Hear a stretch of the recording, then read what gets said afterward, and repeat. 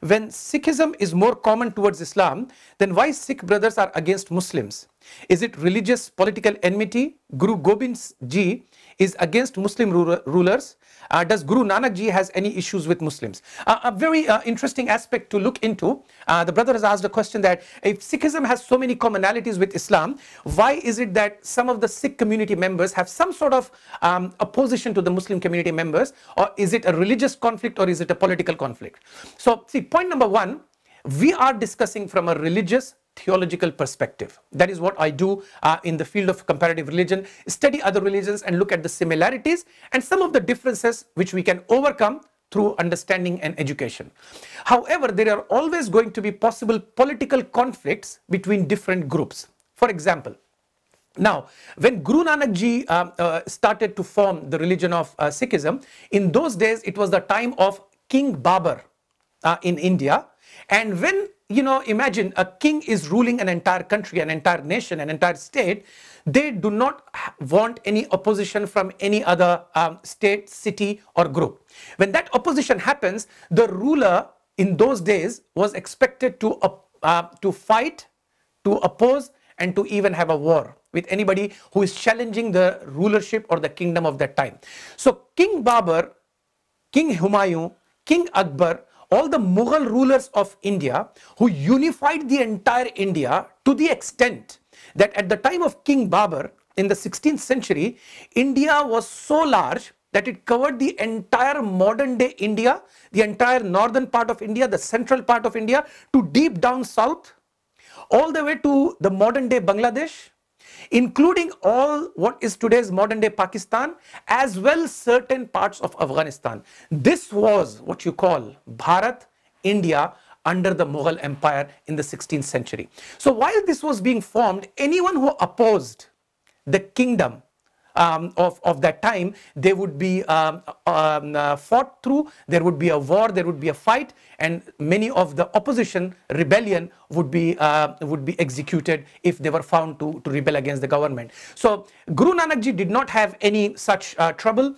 to a large extent. Then at the time of King Akbar, the Mughal ruler who unified India for the first time to the largest size and its capacity, at that time was, I believe, the fourth Mughal, the fourth Guru of the Sikh religion, and he had a very good time. The third Guru and the fourth Guru, they had very good time with Akbar. Akbar actually even visited the third Guru or the fourth Guru of the time, which is I think by the name Guru Ramdas. So he was visited by King Akbar as well. So the Muslim rulers did have a good relationship as well a bad relationship from time to time. So the fifth Guru of the Sikh religion, which is Guru Arjan, he opposed Jahangir, the Mughal ruler of that time, and there was a small fight between them, and the fifth Guru was executed.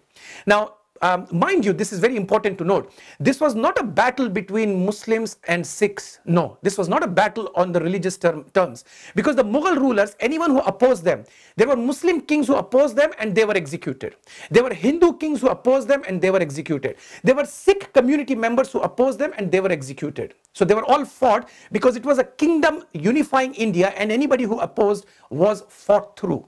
So this was not a religious opposition, but this was a political opposition of that time. Obviously, when there is a rulership, there is a kingdom, there would be some oppression happening, there would be some opposition, there would be some rebellion, and there would be good and bad that is happening within a kingdom. So many Indians today, they appreciate King Akbar from all walks of life. Not just Muslims, but Hindus, Sikh and other community members. That does not mean Akbar was a Muslim religious ruler.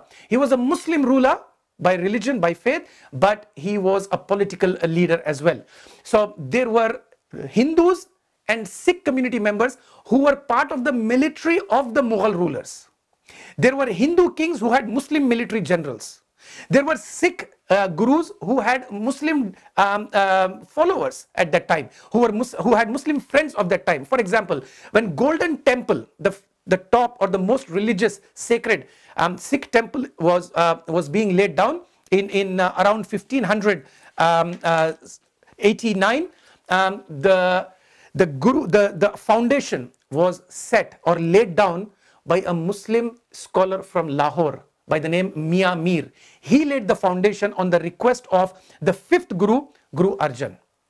But later on, Guru Arjan, when he had an opposition with the Mughal ruler Jahangir, that is when he was executed by the Mughal ruler. So yes, there were times where there were good relationships between the Gurus of Sikhism and the Mughal rulers who happened to be Muslim. But there were times when the Gurus of Sikhism had difficult relationship with the Mughal rulers, all the way up to Guru Gobind Singh, like the ninth Guru by the name Guru, his name was Guru Tej Bahadur, and he was executed by Aurangzeb. And then Guru Gobind Singh, who also fought and who was against the Mughal Empire of that time in his city, he was also fought through, and he died through the wounds by the governor Wazir Khan, who was under Aurangzeb at that time. Now, so this was in brief the history of the Sikh Gurus and the Mughal rulers. So there has been some good and bad times between them. Now, as I said, the important point is this was not a battle between Muslims and Sikh.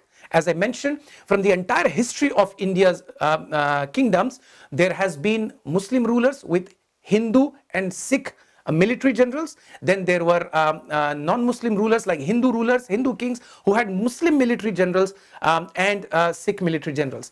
To the extent that if you see, for example, in the recent times, in 1980s, the Golden Temple, this very Golden Temple, the most sacred temple for the Sikh community, this was taken over by an extremist group amongst the Sikh community, and they declared as independent Sikh state by the name Khalistan. They wanted to form a Khalistan state, which is popularly known as Khalistan movement.